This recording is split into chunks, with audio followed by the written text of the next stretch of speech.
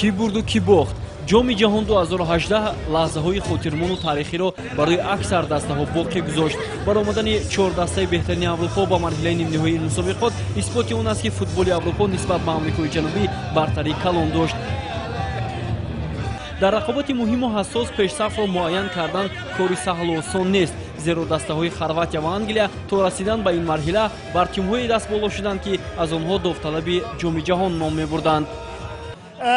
در بازی دسته خیش مشکلی رو نمی‌بینم و امید بر آن می‌بندم که دسته ما به فینال راه می‌یابد. من چنین می‌حسابم که با حساب 2-1 دسته خرواتیا غالب می‌شود. با فکر من بازی بسیار مشکل می شود. انگلیا در این رقابت دست بالا خواهد شد. خرواتیا بسیار تیمی پرقوت است، ولی تیمی ما می تواند که نسبت آنها خوبتر بازی کند.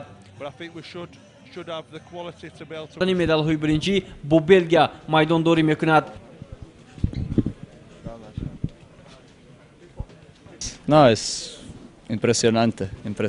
دسته ما خصلتی بی‌بهای خویش را در این رقابت نشان داد. ما ارزنده بازی کردن در فینال جام جهان را داشتیم. هرچند نیمه اول رقابت برای ما نه چندان خوب بود، ولی در قسمت دوم و وقت علاوگی بازی بهترین خود را به نمایش گذاشته موفق شدیم، میگوید کاپیتان دسته منتخب خرواتیا لوکا مودریچ.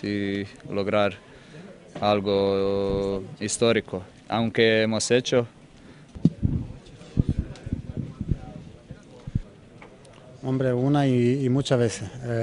Tener esa oportunidad es شومی خاطرمون و فراموش نشونده برای ما بود. برای موفق شدن در چنین بازی‌ها کارهای نظررس را انجام دادیم. وقتی حریف گل زد ما نیروی دیگر گرفته به پیش حرکت کردیم. فکر می‌کنم که این بازی خاطرمون برای ما محسوب می‌یابد. دیدار فینالی را بصبرانه انتظار هستیم. تعجب آورش آن است که یکی از دسته‌هایی که از جهت جسمانی آب و تاب یافته است در قسم دوم نتوانست به پیش حرکت بکند و ما باشیم تنها به خط حمله روانه شده امکانات‌های خوبی گلزنی فراهم آوردیم. میگوید محافظتگر تیم منتخب خرواتیا و دسته بارسلونا ایوان راکیتیچ. Bueno, pues el partido más importante, más bonito para todos los futbolistas es. One question, Harry, for Spain, just 2 questions. Strange motivation. روحیه ما نسبت به بازی در پیش ایستاده خوب است. این یک امکانات بی‌نهایت خوب برای برآمدن به فینال جام جهان بود، ولی ما فوتبالباز کسبی هستیم و باید چنین باخت‌ها را تحمل نموده در فکر آینده باشیم، میگوید گاری کیخیل.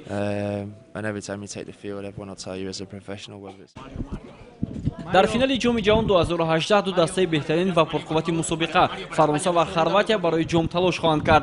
اگرچه منتخب فرانسه بارها در این گونه فینال بازی کرده است، ولی برای خرواتیا نخستین زورآزمایی در فینال جام جهان محسوب می‌یابد. بابا خالمرزاده، اکرم کلانوف، مخصوص برای برنامه خبر از شهر مسکو.